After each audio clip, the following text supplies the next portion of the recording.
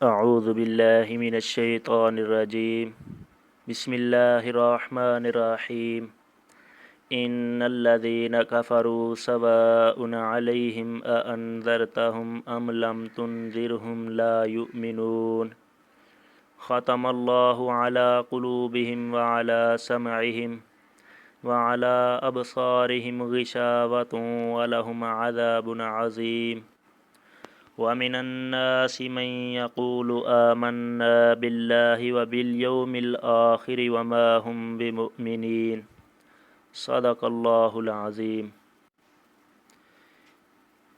شروع اللہ کا نام لے کر جو بڑا مہربان نہایت رحم والا ہے۔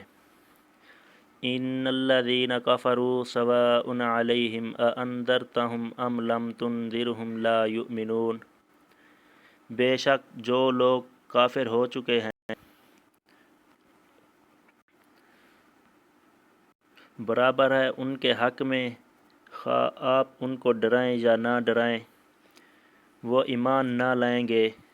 ختم اللہ علی قلوبہم وعلی سمعہم، بند لگا دیا ہے اللہ تعالیٰ نے ان کے دلوں پر اور ان کے کانوں پر، وعلی ابصارہم غشاوہ، اور ان کی آنکھوں پر پردہ ہے، وَلَهُمْ عَذَابٌ عَظِيمٌ، اور ان کے لیے سزا بڑی ہے۔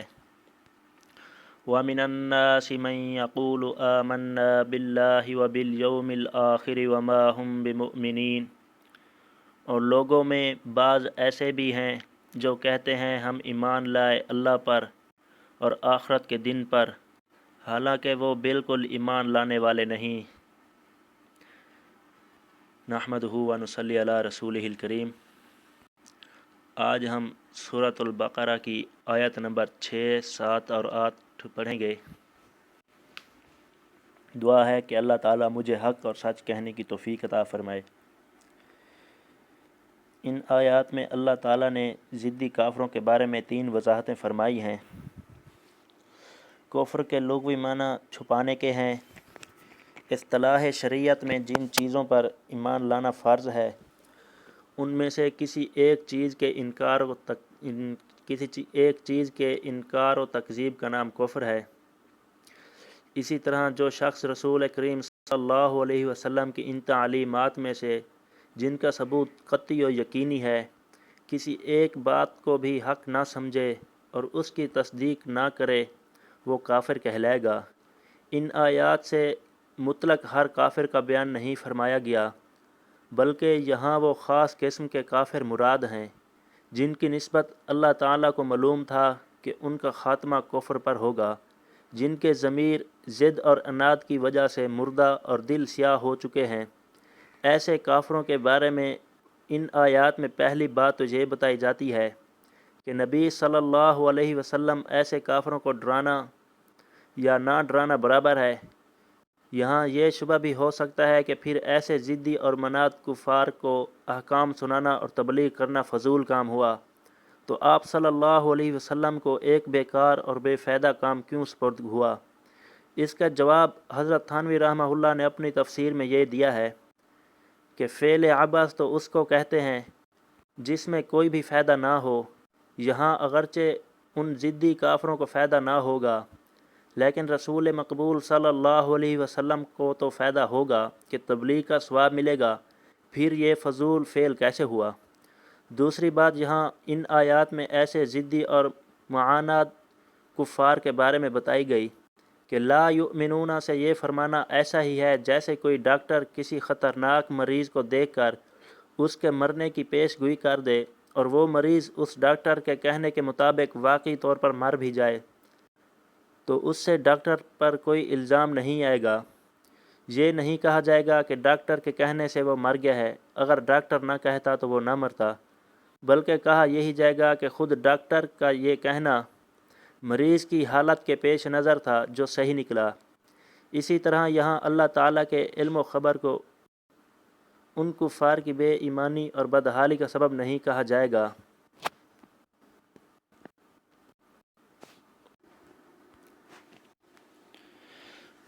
بلکہ خود ان کفار کی بد عملی اور بے ایمانی کو اللہ تعالیٰ کی خبر کا سبب قرار دیا جائے گا۔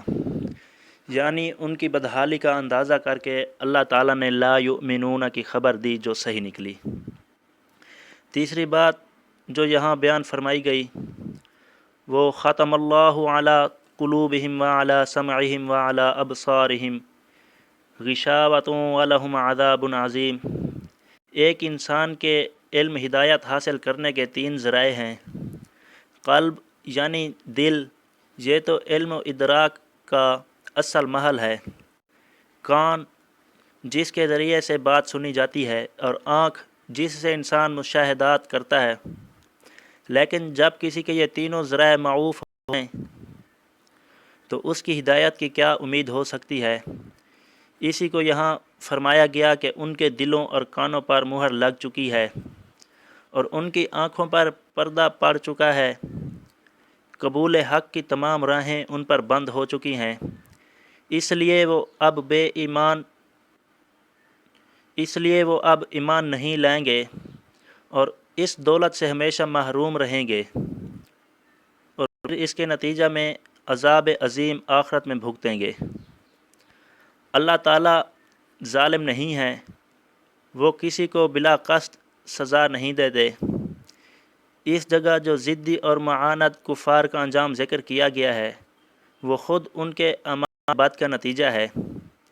دیکھیے جہاں تک قدرت خداوندی کا تعلق ہے، اللہ تعالیٰ نے انسان کو پیدا کیا، دیکھنے سننے کے لیے آنکھیں اور کان دیے، غور و فکر اور سوچنے سمجھنے کے لیے دل و دماغ اور عقل و شعور عطا فرمائے، پھر واضح اور روشن دلائل کے دفتر اس کے سامنے کھول کر رکھ دیے۔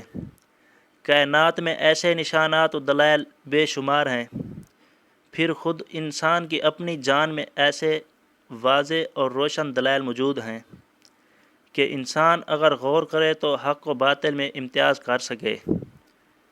پھر اللہ تعالیٰ نے اس پر بس نہیں فرمایا بلکہ سیدھی راہ دکھانے اور عقلی و نقلی دلائل کے ساتھ حق کو سمجھانے کے لیے پیغمبر بھی بھیجے، جنہوں نے دن رات اللہ کا پیغام لوگوں کو سنایا اور ان پر حجت قائم کر دی، لیکن اس کے باوجود انہوں نے محض ضد و عناد کی وجہ سے حق کو نہ مانا اور کفر و انکار پر ڈٹے رہے۔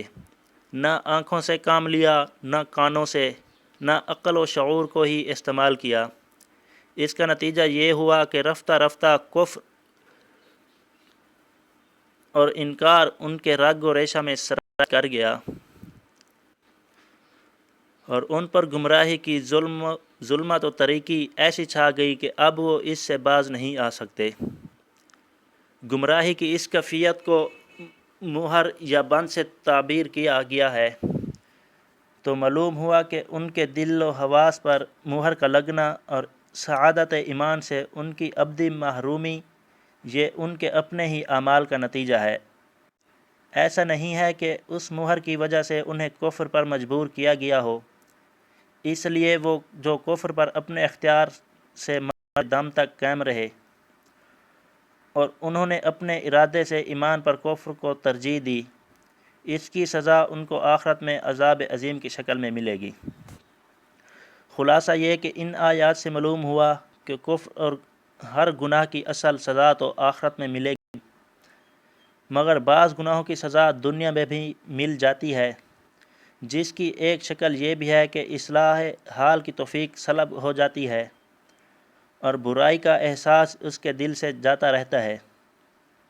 حدیث شریف میں بتایا گیا ہے کہ انسان جب کوئی گناہ کرتا ہے تو اس کے قلب پر مثل نقطہ کے ایک سیاہ نشان لگ جاتا ہے۔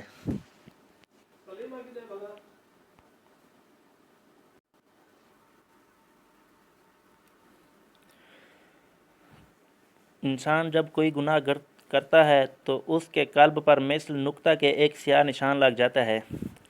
اگر اس نے توبہ نہیں کی یا برابر گناہ کرتا رہا تو وہ نشان بڑھتا اور پھیلتا جاتا ہے، یہاں تک کہ گناہوں کے اثر سے قلب بالکل زنگ آلود ہو جاتا ہے اور اس میں اچھے برے کی تمیز اور احساس نہیں رہتا۔ وَمِنَ النَّاسِ مَن يَقُولُ آمَنَّا بِاللَّهِ وَبِالْيَوْمِ الْآخِرِ وَمَا هُمْ بِمُؤْمِنِينَ۔ یہاں سے اللہ تعالیٰ نے منافقوں کا بیان ذکر کیا ہے۔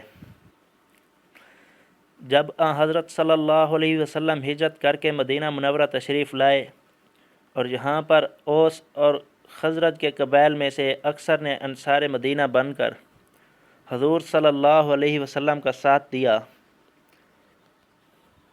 اور ان دونوں قبیلوں میں سے اکثر خوش نصیب مشرف با اسلام ہو گئے، لیکن یہود اب تک اللہ تعالیٰ کی اس نعمت سے محروم تھے۔ ان میں سے صرف ایک حضرت عبداللہ بن سلام رضی اللہ عنہ نے اس سچے دین کو قبول کیا تھا، اور اس وقت منافقوں کا خبیث گروہ قائم نہ ہوا تھا، لیکن جب اسلام کو فتوحات ہونے لگیں تو بہت سارے یہودی اسلام کا لبادہ اوڑھ کر مسلمانوں میں داخل ہو گئے۔ مال غنیمت، صدقات کے لالچ اور مسلمانوں کی فتح کے خوف سے انہوں نے ایسا کیا، لیکن وہ آخر کار رسوا ہوئے اور بری طرح ناکام اور نامراد ہوئے۔ ان کا حال بیان کرتے ہوئے فرمایا کہ ظاہراً تو یہ کہتے ہیں کہ ہم اللہ تعالیٰ اور آخرت پر ایمان لائے، مگر دل سے وہ مسلمان نہیں ہیں۔ وہ اپنی اس منافقت سے اللہ تعالیٰ اور مومنین کو دھوکہ دینا چاہتے ہیں، جبکہ دراصل وہ خود دھوکے میں مبتلا ہیں، لیکن بے سمجھی کی وجہ سے آگے بڑھتے چلے جا رہے ہیں۔ دعا ہے کہ حق تعالیٰ ہم کو ایمان کامل نصیب فرمائے اور نفاق کی ہر چھوٹی بڑی خصلت سے ہمارے قلوب کو پاک رکھیں۔ اللہ تعالیٰ منافقین کی شرارت اور فتنوں سے اسلام اور خصوصاً اس ملک پاکستان کو پاک اور محفوظ فرمائے۔